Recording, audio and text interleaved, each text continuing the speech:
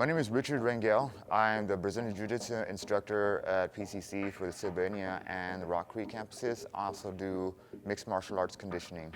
What inspired me to start teaching Brazilian Jiu-Jitsu at PCC was I took some health courses, some courses in the fitness technology department.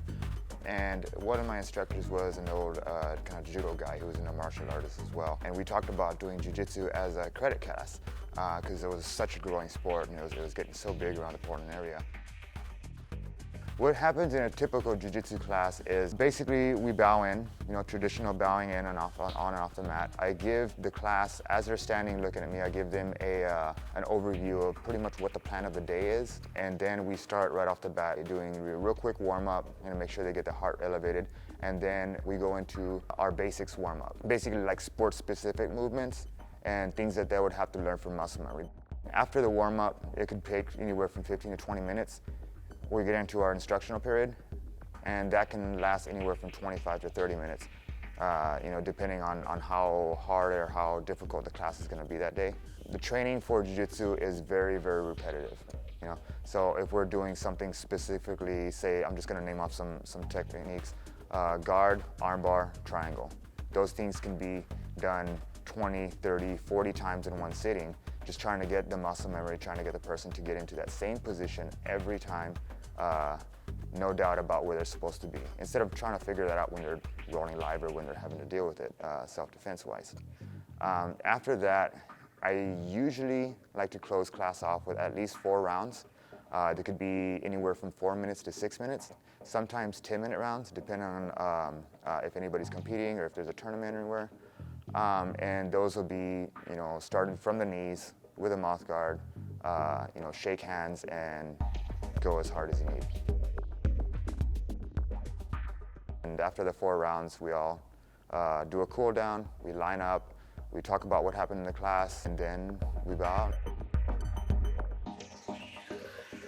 The difference between Brazilian Jiu-Jitsu and other arts is with Jiu-Jitsu, you can practice like almost at 100% as if you're really fighting and stay, and not get hurt. You can stay relatively injury-free. With Jiu-Jitsu, it's all ground grappling. It's ground-based. There are some takedowns that we use, but for the most part, it's about 90% ground grappling, submission, and joint locks and chokes. There's no striking the art of Jiu-Jitsu, right? So that's the main reason that you can practice it pretty hard and not get hurt. And it's a pretty open art. It's not like there's a certain way to learn it, there's a certain way to teach it. There are basics that you want to go through first, but the art is always changing, it's ever evolving. When I tell people what I do for a living, their reaction is usually like, wow, that must be really cool. All you have to do is try jiu-jitsu and you get kind of sucked into it. You really, most people that I know that tried it really like it. So to tell people that I do that for a living, that I teach it for a living, it sounds like a fun life to them, and it is a fun life. It's a really good occupation. I love it.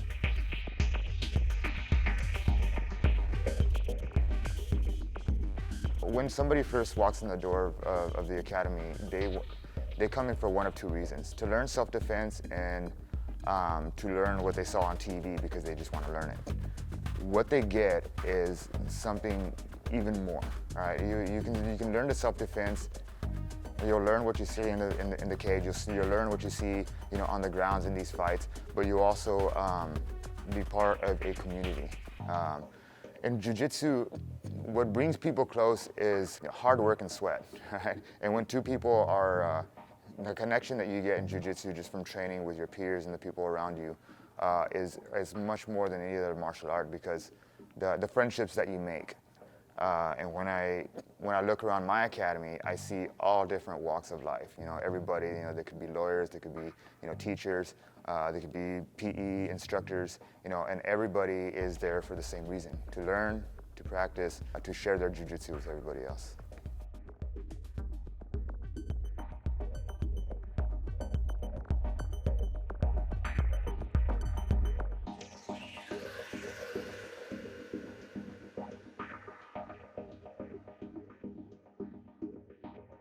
When people take Jiu-Jitsu at PCC, what they walk away with is not only the physical, the self-defense, and the the part where they learn something, like to defeat another person.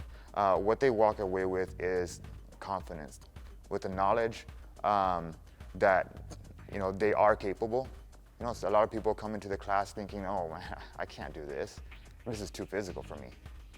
And after about a month of training, you see them just kind of spearheading the class. They want to be in the front of the line. They want to do the first ones. They want to be the person that's demonstrated against, and they want to further their knowledge and something that they thought was just going to be a one-credit class.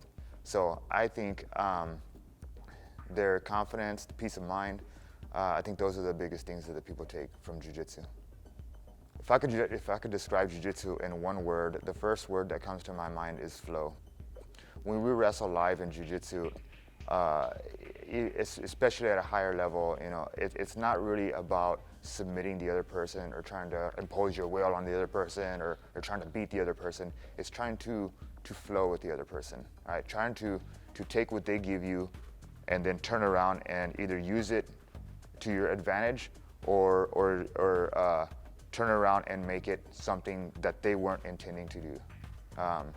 So flowing with that person, I've learned more from just flowing at 40 to 50% than I have at any match I was going 100%, right? Because of flowing. And that's one of the biggest things that I tell people nowadays, in my classes when we get to the sparring part, I'm like, I tell the students, don't try to just beat your opponent.